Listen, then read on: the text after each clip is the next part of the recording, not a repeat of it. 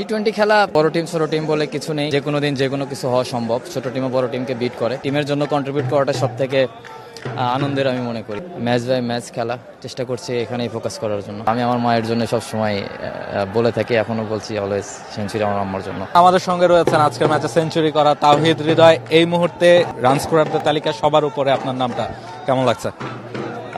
সব থেকে ভালো লাগছে আলহামদুলিল্লাহ ম্যাচটা জিততে পেরেছি, কারণ এরকম ম্যাচ জেতানোটাও আমি বলবো যে এটা একটা খুব ভালো সাইন।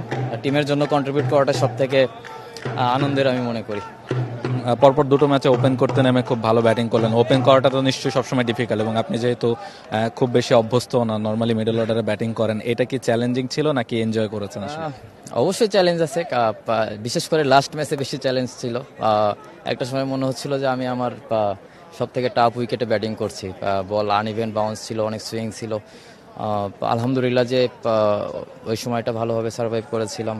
সোফার আলহামদুলিল্লাহ, আল্লাহ তাকদিরে যা লিখে রেখেছে সেটাই হবে, এত চিন্তার কিছু নেই আলহামদুলিল্লাহ।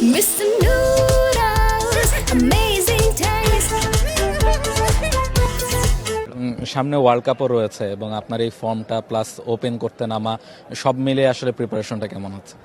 ওয়ার্ল্ড কাপ নিয়ে আমি এখনই কিছু বলতে চাচ্ছি না, কারণ ন্যাশনাল টিম ওটা এখনও জানি না কি হবে।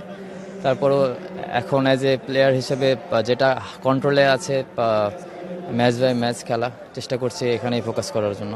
হৃদয়, গতকালকে দাউদ মালাম বলছিলেন যে অ্যাজ এ ওপেনিং পার্টনার আপনাকে তিনি খুব পছন্দ করেছেন এবং আপনারা দুজনকে খুব বেশি কমপ্লিমেন্ট করেন, এবং আপনাদের মধ্যে ওপেনিং পার্টনারশিপে তিনি খুব এনজয় করেছেন। আপনিও নাকি তাকে খুব বেশি কমপ্লিমেন্ট করেছেন এবং খুব স্মুথ হয়েছে। তার সাথে আপনার ওপেনিং পার্টনারশিপটা নিয়ে যদি ভালো, লাস্ট ইয়ার একসঙ্গে খেলেছি, আর সব থেকে বড় কথা সে একটা লেজেন্ড প্লেয়ার, অনেক রান করেছে। লাস্ট কয়েক বছর আগেও টি-20তে নাম্বার 1 ব্যাটসম্যান ছিল। তার কাছ থেকে অনেক কিছু শেখার আছে। আমিও ট্রাই করি ম্যাচে এবং প্র্যাকটিসে সবসময় তার কাছ থেকে কিছু না কিছু শেখার জন্য।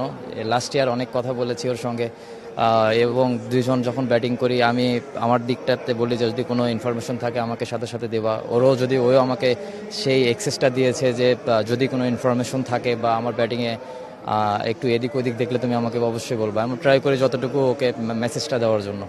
প্রশ্ন, দলের জন্য যদি বলেন যে সে মাঝে 3টা ম্যাচ হেরেছিল রংপুর এবং শেষ 2টা ম্যাচ জিতে আপনারা কোয়ালিফায়ারে যাচ্ছেন, অ্যাজ এ টিম আসলে কতখানি ইন্সপায়ার করবে?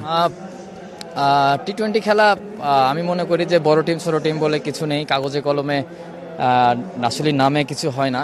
সেটা আমরা দেখেছি এবং আপনারা সকলেই জানেন যে যে কোনো দিন যে কোনো কিছু হওয়া সম্ভব। ছোট টিমও বড় টিমকে বিট করে। আমরা অবশ্যই কিছু জায়গায় ছিল যেগুলো ভালো করতে পারিনি। আশা করব যে এই মিস্টেকগুলো যেন সামনে না হয়, এবং সামনে যেহেতু বড় ম্যাচ, ট্রাই করব আমরা এই মিস্টেকগুলো যত কম করে আগানো যায়। এবং এই বিপিএলের প্রথম সেঞ্চুরিটা কাউকে ডেডিকেট করতে চান কিনা? অলওয়েজ এটা আমি আমার মায়ের জন্য সব সময় বলে থাকি, এখনো বলছি, অলওয়েজ সেঞ্চুরি আমার আম্মার জন্য। Thank you so much Hridoy, best of lakh.